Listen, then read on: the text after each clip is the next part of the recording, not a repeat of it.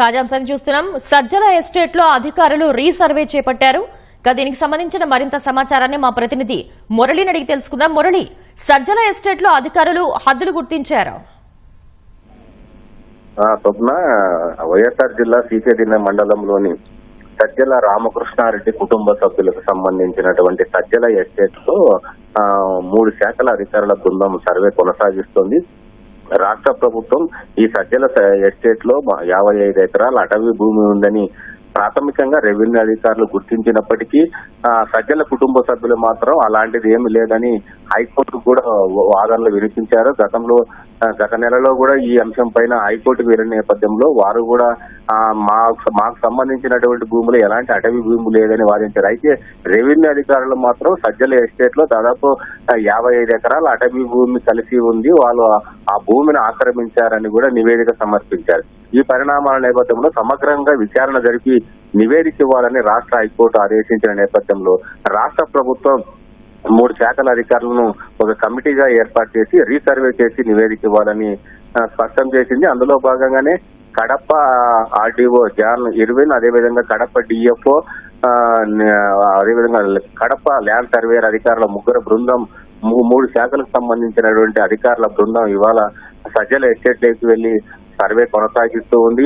ఇప్పటికే ఈ సజ్జల రామకృష్ణారెడ్డికి సంబంధించి వాళ్ళ కుటుంబ సభ్యులు దాదాపు 10 మంది పేర్లతో 146.75 ఎకరాల భూమి ఉంది. అయితే ఆ 146 ఎకరాల్లో 55 ఎకరాలు అటవీ భూమి కలిసి ఉందనేది రెవెన్యూ అధికారులు ఇప్పుడే ప్రాథమికంగా గుర్తించారు. కానీ ఇక్కడ అటవీ శాఖ అధికారులు మాత్రం ఆ భూమి తమది కాదన్నట్లు వాదనలు వినిపిస్తున్నారు. ఒకవేళ అటవీ శాఖ భూమి కాకపోతే మేము స్వాధీనం చేసుకుంటామని గత నెలలోనే రెవెన్యూ అధికారులు అటవీ శాఖ అధికారులకు స్పష్టం చేసినప్పటికీ అయితే ఇవన్నీ పక్కన పెట్టి ముందు ఆ అటవీ శాఖ భూమి ఎక్కడెక్కడ ఉందో ఆ పంట పొలాలకు దెబ్బతినకుండా ఆ సర్వే సమగ్రంగా సర్వే నిర్వహించి హద్దులు కూడా గుర్తించాలని రాష్ట్ర ప్రభుత్వం ఇచ్చినటువంటి ఆదేశాల మేరకు ఇప్పుడు 3 శాఖల అధికారుల బృందం దాదాపు 20 మంది వరకు కూడా సజ్జల ఎస్టేట్ కి వెళ్లి అక్కడ సర్వే కొనసాగిస్తున్నారు. సీకెతిన్న రెవెన్యూ అధికారులు అదేవిధంగా సర్వేయర్లు అందరూ కూడా అందులో పాల్గొన్నారు. ప్రస్తుతం అయితే అక్కడ సజ్జల ఎస్టేట్ కి సంబంధించి కొలతలు వేసేటువంటి కార్యక్రమం జరుగుతుంది. ఈ సజ్జల ఎస్టేట్ వెనక సర్వే నంబర్ 1600లో దాదాపు 11,000 ఎకరాల అటవీ భూమి ఉంది. ఆ 11,000 ఎకరాల్లో ఈ 55 ఎకరాలు ఈ సజ్జల కుటుంబ సభ్యులు ఆక్రమించారనేది ప్రధానంగా అభియోగం. ఈ అటవీ భూమితో పాటు కొందరు ప్రైవేటు వ్యక్తులకు సంబంధించినటువంటి డీకేటీ పట్టాలను కూడా సజ్జల కుటుంబ సభ్యులు ఆక్రమించారని కూడా వాళ్ళు పలుమార్లు రాష్ట్ర ప్రభుత్వానికి ముఖ్యమంత్రి చంద్రబాబు, డిప్యూటీ సీఎం పవన్ కళ్యాణ్ కూడా ఆదేశాలు ఇచ్చినప్పటికీ ఈ వాళ్ళ భూములను మాత్రం వాళ్ళు ఆక్రమించినా ఎలాంటి చర్యలు కూడా తీసుకోవడం లేదు.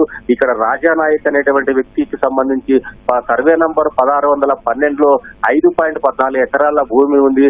ఆ కుటుంబ సభ్యుల పేరుతో ఉన్నటువంటి పట్టాను సజ్జల రామకృష్ణారెడ్డి సోదరుడు కుమారుడైన సందీప్ రెడ్డి ఆక్రమించారని కూడా ఆయన పలుమార్లు రాష్ట్ర ప్రభుత్వానికి జిల్లా కలెక్టర్ కూడా ఫిర్యాదు చేశారు. అయినా ఇప్పటి వరకు కూడా వారి చెరలో నుంచి వాళ్ళ బినాంశాలతో ఉన్నటువంటి భూములు కావచ్చు, ప్రైవేటు వ్యక్తులకు సంబంధించినటువంటి భూములు కావచ్చు, అవన్నీ కూడా విడిపించినటువంటి దాఖలేదు. ఇప్పుడైతే ప్రస్తుతం ప్రభుత్వం అటవీ భూమితో పాటు ప్రైవేటు వ్యక్తుల భూమి ఎక్కడెక్కడ ఆక్రమించారనేది సమగ్ర సర్వే చేయాలని చెప్పడంతో ప్రస్తుతం హద్దులు గుర్తించే కార్యక్రమం జరుగుతుంది.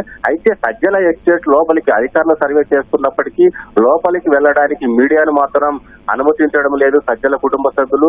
ఆ రహదారి చిత్తూరు కడప జాతీయ రహదారి పక్కనే ఉన్నటువంటి సజ్జల ఎస్టేట్ కు ప్రధాన గేటుకు తాళాలు వేసి అక్కడ దాదాపు 20 మంది వరకు సజ్జల కుటుంబానికి సంబంధించినటువంటి అనుచరులు వాళ్ళ కుటుంబ సభ్యులు అందరూ కూడా గేటు వద్ద నిలబడి ఎవరిని కూడా లోపలికి రానివ్వడం లేదు. కేవలం అధికారులు మాత్రమే లోపలికి అనుమతించి మీడియా ఎవరు దరిదాపుల్లో కూడా కనపడకూడదని కూడా వాళ్ళ హెచ్చరికలు జారీ చేస్తున్నటువంటి పరిస్థితి అయితే కొనసాగుతోంది. స్వప్న,